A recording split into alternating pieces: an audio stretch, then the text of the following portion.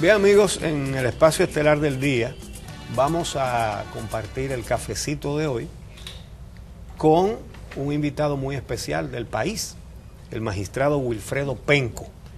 Salud, magistrado. Muy amable, muchas gracias. Bienvenido. Muy amable. El magistrado Penco es miembro de la Corte Electoral de Uruguay y está participando en la 13ª Reunión Interamericana de Autoridades Electorales que se está celebrando aquí en Santo Domingo.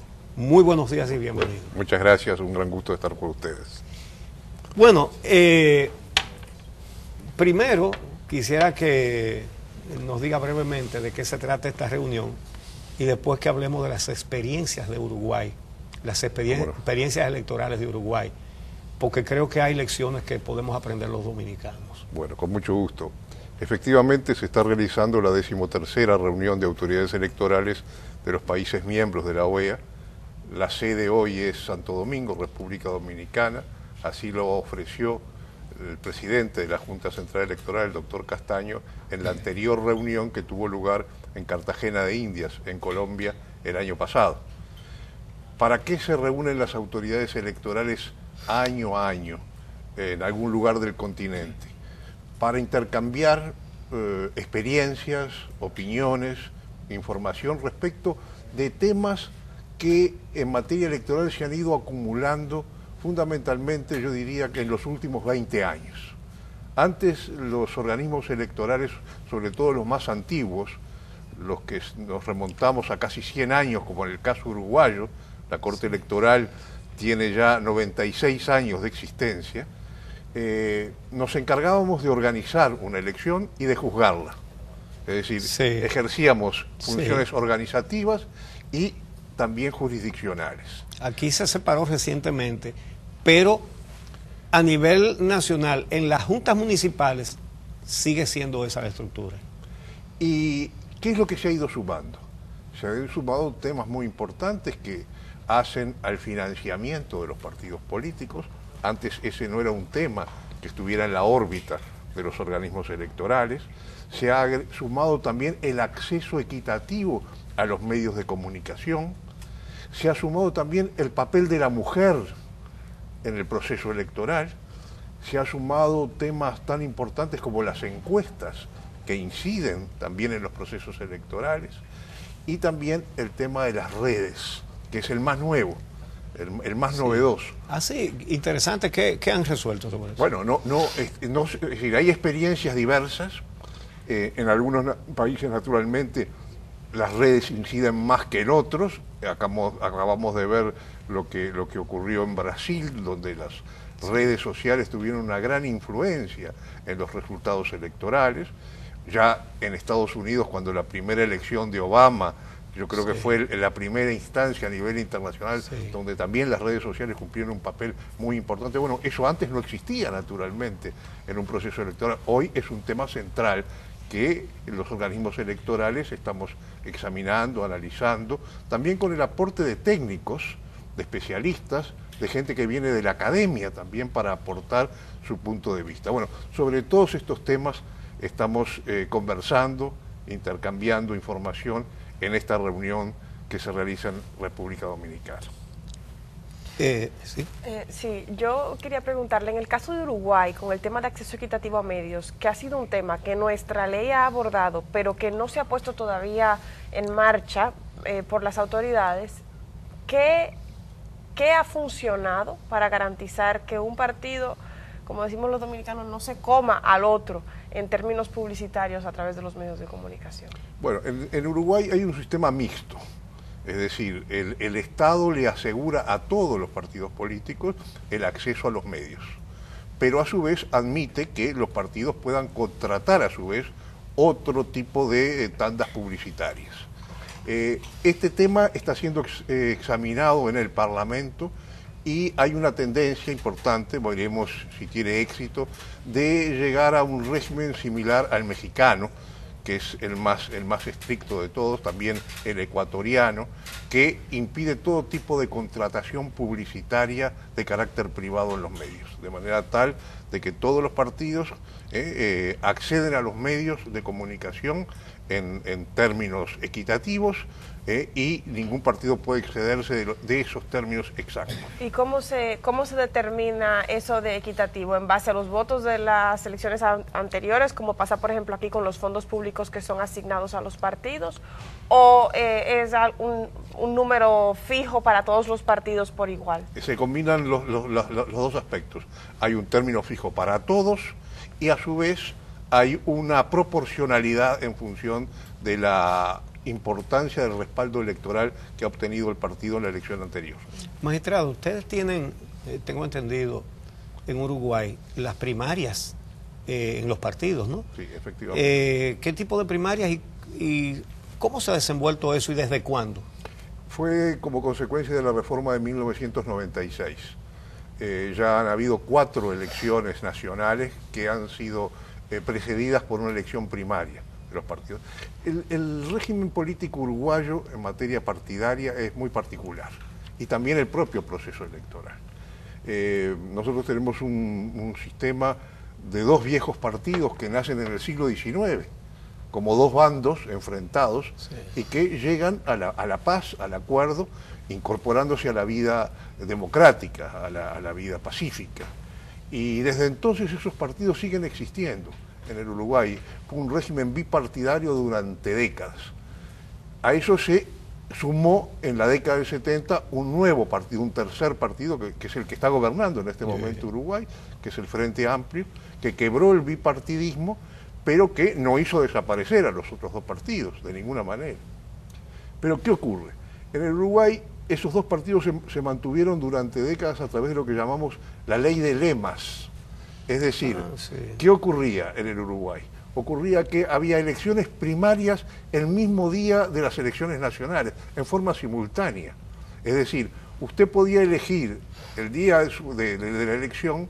Que un partido podía tener 5 candidatos presidenciales. Presidenciales, por ejemplo. Entonces usted elegía a un partido y dentro de ese partido al candidato de su preferencia. Entonces podía resultar electo presidente de la República un candidato que en definitiva podía tener menos votos que un candidato de otro partido, pero que sí, sumado a los votos que tuvieron sí, los otros candidatos del partido, claro, les ganaba al otro partido. Esa era la situación. Ese sistema funcionó durante muchos años, hasta que ya con la existencia, la presencia de ese tercer partido, el Frente Amplio, ya no pudo sostenerse más. Y por eso se optó por las elecciones primarias, donde los partidos políticos tienen que elegir a un único candidato a presidente de la República. ¿Cómo lo eligen? En una elección simultánea de todos los partidos el mismo día, con el padrón electoral nacional y en elecciones controladas por la Corte Electoral. Primarias abiertas, controladas por la Junta Central Electoral. Exactamente. Y no han tenido inconvenientes. En absoluto, aunque como digo, se reduce la elección al candidato presidencial exclusivamente, no a los otros cargos. No, claro, no sería muy complejo. Sería complejo, aunque la Argentina, por ejemplo, con las llamadas PASO, que también son primarias, no solo eligen el candidato presidencial, sino también eligen candidatos legislativos. El Uruguay se ha limitado al candidato presidencial, es decir, que el día de las primarias se elige a un candidato para ser candidato presidencial por cada partido, y se eligen también 2 organismos internos del partido, el organismo deliberativo nacional y el organismo deliberativo departamental. ¿Cómo así? ¿Qué va a elegir ese organismo departamental o nacional? El nacional va a elegir al candidato a vicepresidente, al que va a acompañar al que resultó electo. O eventualmente también puede terminar eligiendo al candidato presidencial si el candidato no sacó más de 40% de los votos, con una diferencia de 10 puntos respecto del que lo sigue en cantidad de votos. Entonces ahí funciona lo que se llama una segunda instancia, la del órgano deliberativo, que se elige también el día de las primarias. Interesante. Bueno, en el caso de Uruguay, ¿han tenido ustedes en su órgano electoral, que usted pertenece, a cuadros políticos, a personas que están ahí porque son miembros de un partido? Bueno, el organismo electoral, la Corte Electoral, funciona con 9 miembros. De esos 9 miembros hay 5 que son elegidos por los 2/3 de la Asamblea General y deben ser ciudadanos que ofrezcan garantías de imparcialidad. Esas son las condiciones que deben reunir esos 5 miembros. Y hay otros 4 miembros que son representantes de los partidos políticos. Es decir, que son elegidos por el sistema de representación proporcional, también por la Asamblea General. De manera tal de que las resoluciones de la Corte deben tener por lo menos 3 de esos 5 ciudadanos que ofrecen garantías de imparcialidad, 3 de esos 5 ciudadanos, y pueden ser los otros 2 votos de esos otros 2 ciudadanos o de alguno de los representantes de los partidos. Es decir, que no alcanza, por ejemplo, con que 5 o 9 estén conformados con los 4 partidarios y un imparcial. Es decir, se requiere una mayoría, una participación muy importante en las decisiones de los ciudadanos imparciales, vamos a llamarle así, como se les llama en el Uruguay. Esa es la conformación. Es decir, que hay una base fundamental que es el contralor entre los partidos. Los partidos tienen que controlarse unos a los otros dentro del sistema electoral uruguayo.